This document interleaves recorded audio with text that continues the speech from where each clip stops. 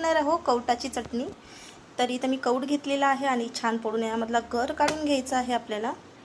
तर बत्त्याच्या साहाय्याने मी फोडून घेतलेला आहे। तर यामधला गर अशा प्रकारचा निघालेला आहे। तर सर्व गर आपण काढून घेणार आहोत। तर हे पिकलेले कवट निघालेले आहेत। तर मी 3 कवट इथे घेतलेले आहेत। तर याला आपण मॅश करून घेणार आहोत। तर हा गर आपल्याला मिक्सरच्या भांड्यामध्ये घालून घ्यायचा आहे। तर मिक्सरच्या भांड्यामध्ये आपण हा गर काढून घेतलेला आहे। जेवढा गर तेवढाच गूळ घालायचा आहे।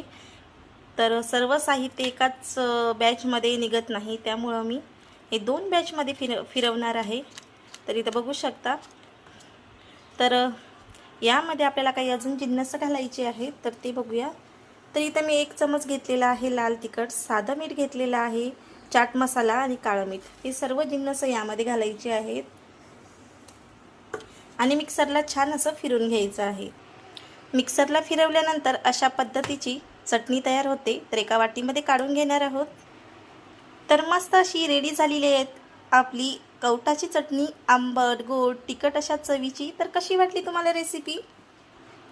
नक्की कमेंट करून सांगा। आवडल्यास लाईक शेअर सबस्क्राईब करायला अजिबात विसरू नका।